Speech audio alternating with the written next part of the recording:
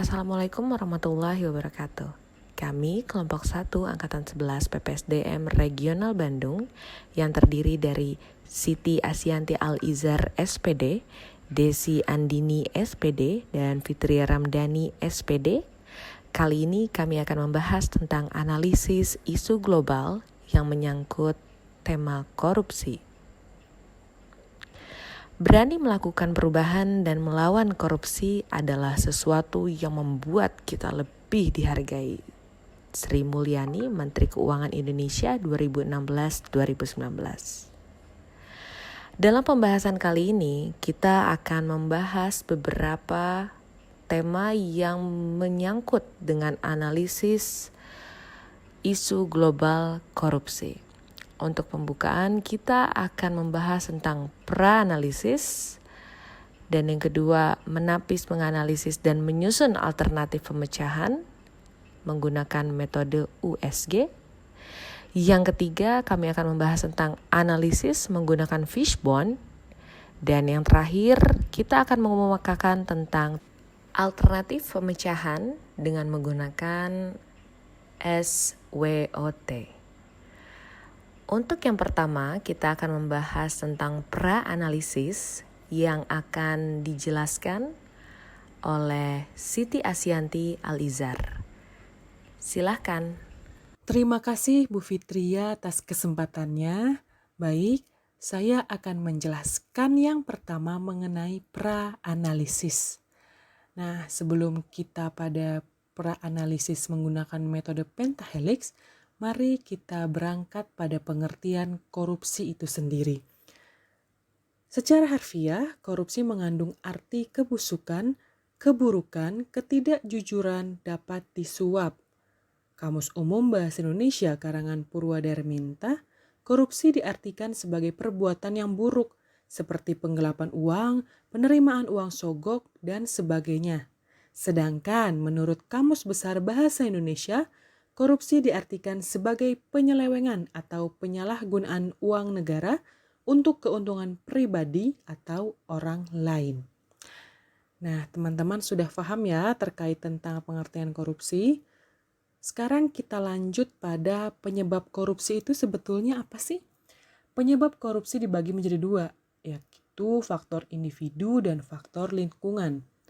Faktor individu sendiri terdiri dari sifat tamak. Korupsi bukan kejahatan biasa dari mereka yang membutuhkan makan, tetapi kejahatan profesional orang yang sudah berkecukupan yang berhasrat besar untuk memperkaya diri dengan sifat terakus atau serakah. Yang kedua, moral yang lemah menghadapi godaan.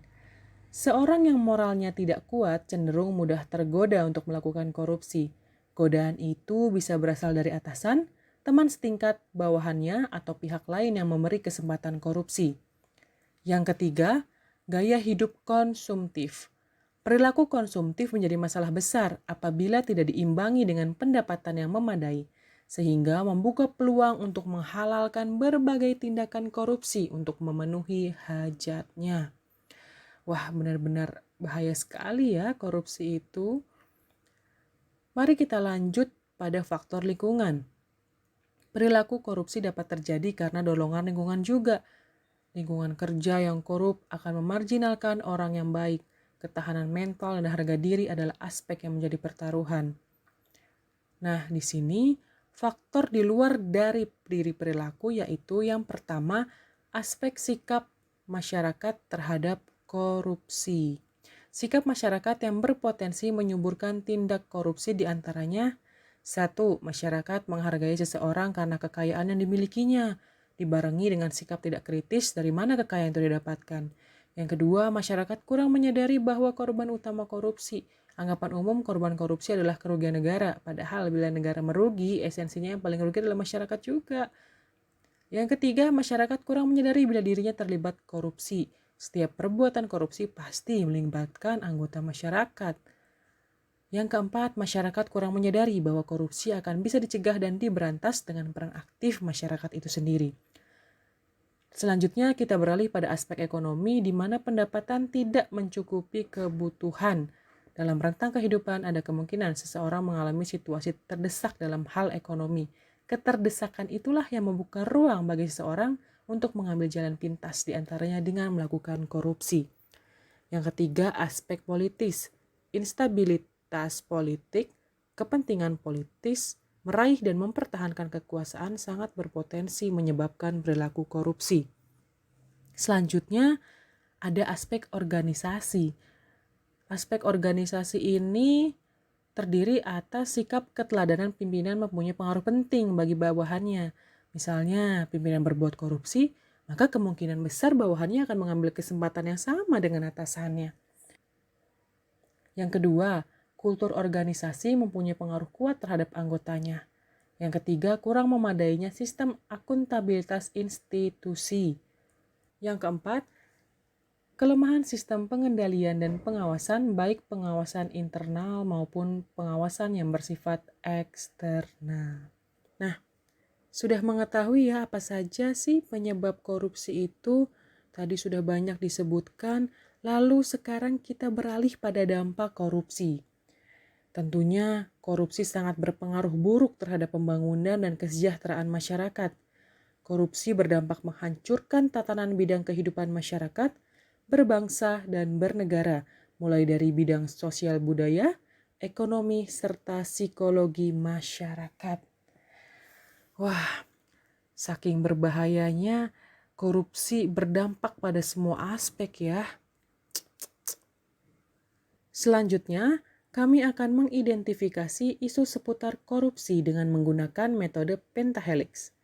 Manfaat dari penggunaan model pentahelix ini adalah akan terbangunnya sebuah sinergi antara kerangka berpikir untuk merumuskan isu dan kerangka bertindak berbagai pihak secara kolaboratif untuk menyelesaikan isu.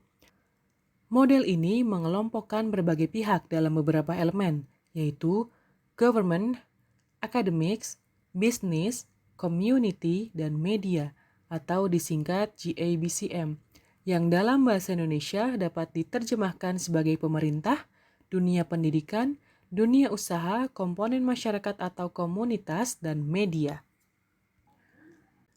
Adapun identifikasi isu seputar korupsi dengan menggunakan metode pentahelix yang sudah kelompok kami diskusikan, yaitu yang pertama ada government atau pemerintah. Isu atau masalah yang telah ditemukan yakni Bupati Kota Waringin Timur Supian Hadi ditetapkan sebagai tersangka atas kasus korupsi penerbitan izin usaha pertambangan di daerah tersebut. Dalam kasus ini negara tercatat mengalami kerugian hingga 5,8 triliun dan 711.000 dolar Amerika. Wow. Yang kedua, terkait academics. Terdakwa kasus korupsi Irfan Rifano Mokhtar, ex-Bupati Cianjur, divonis 5 tahun penjara oleh hakim karena secara meyakinkan terbukti melakukan pemotongan dana alokasi khusus untuk sekolah di Cianjur. Yang ketiga, terkait tentang bisnis.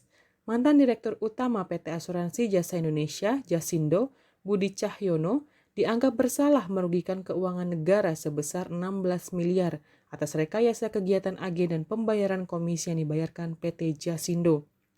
Selanjutnya, tentang community, survei BPS menjelaskan bahwa masyarakat masih anggap wajar terima uang saat pilkada. Yang kelima, terkait media, di sini kelompok kami menemukan bahwa kurangnya peran media dalam mempublikasikan akan bahaya korupsi. Baik, presentasi selanjutnya akan dijelaskan oleh rekan saya. Silahkan Bu Fitria, terima kasih. Baik, terima kasih kepada Ibu Siti Alizar. Selanjutnya saya akan menjelaskan tentang penampisan isu global korupsi. Di dalam penetapan isu dibutuhkan sebuah alat untuk penampisan isu sehingga isu yang dipilih berkualitas. Alat bantu tersebut dapat menggunakan kriteria aktual, kehayalan problematik, dan kelayakan, atau metode lain, yaitu metode USG, yang bisa kita lihat kepanjangannya dari Urgency, Seriousness, dan Growth.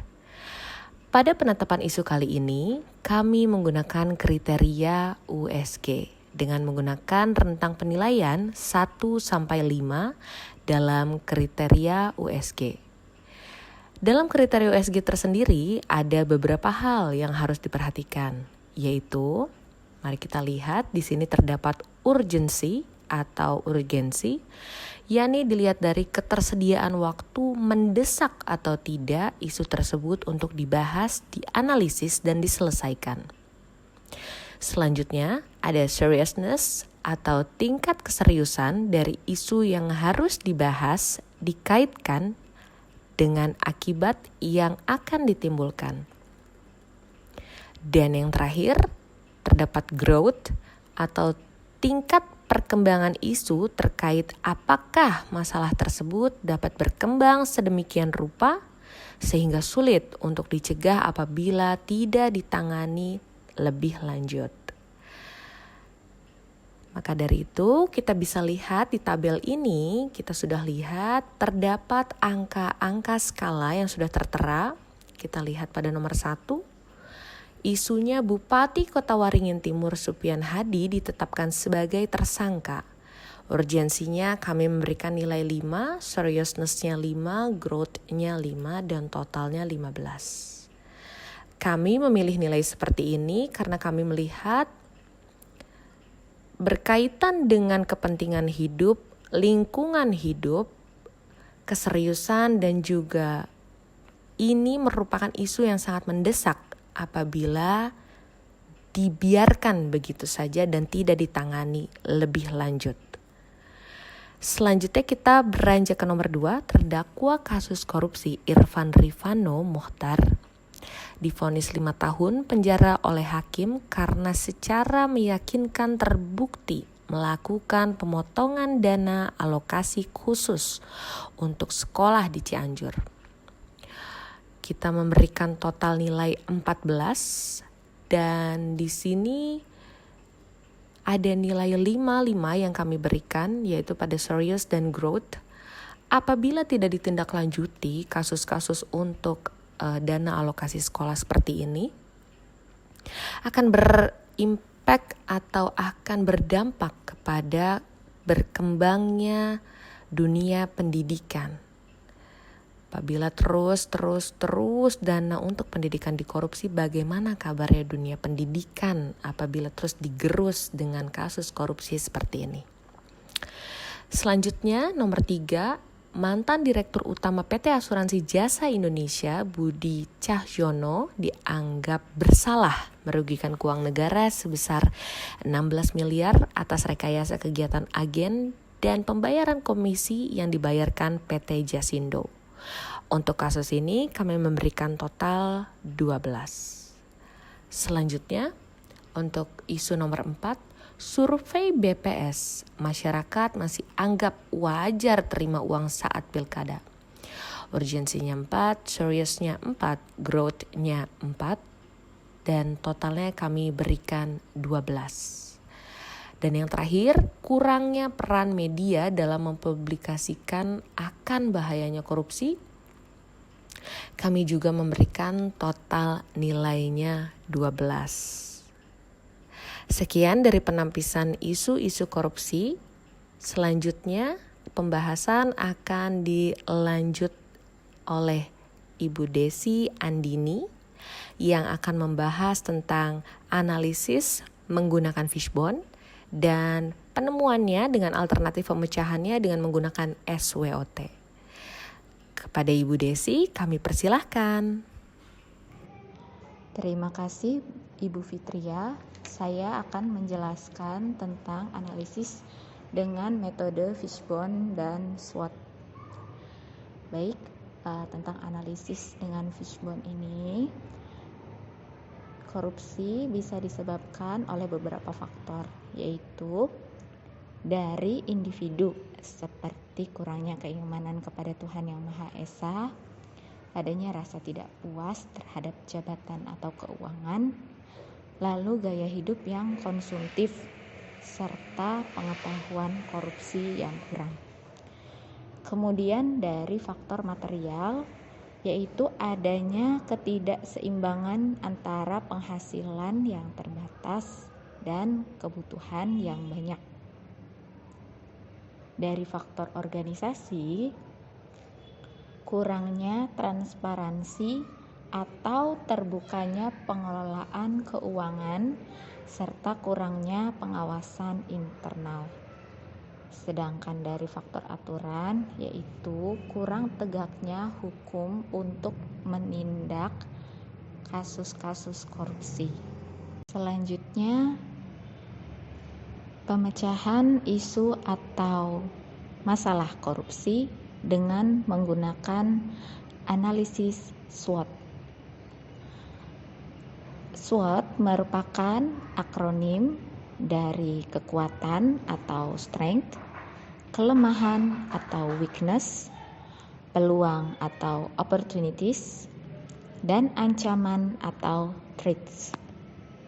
Definisi dari analisis SWOT adalah metode analisis untuk mengidentifikasi faktor internal dan eksternal yang berpengaruh pada performa organisasi.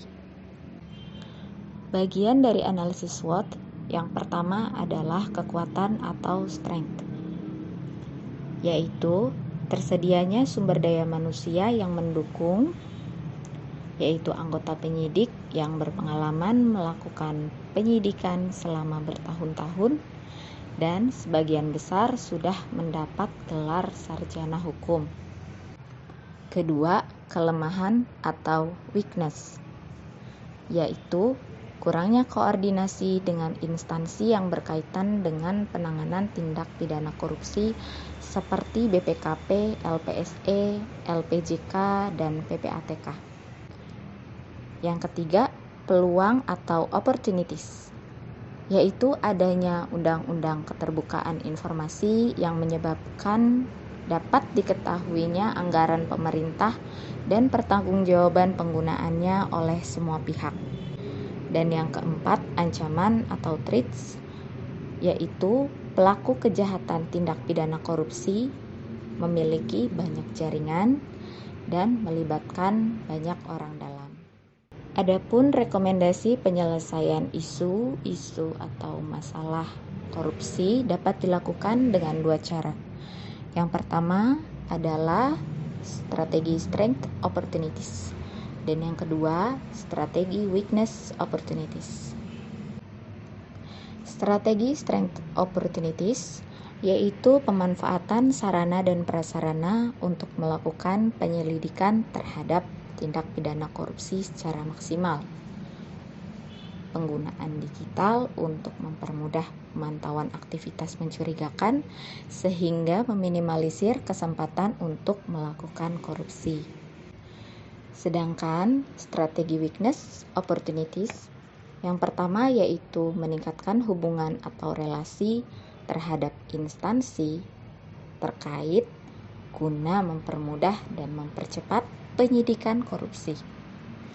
Lalu, mengirim penyidik untuk belajar mengenai penyidikan tindak pidana korupsi agar terjadi peningkatan kemampuan dalam penyidikan. Sekian pemaparan dari saya kembalikan lagi kepada Ibu Fitria. Terima kasih. Terima kasih Ibu Desi atas penjelasannya. Berakhir penjelasan Ibu Desi, berakhir juga penjelasan kami mengenai isu global korupsi. Terima kasih atas atensinya. Kami ucapkan wassalamualaikum warahmatullahi wabarakatuh.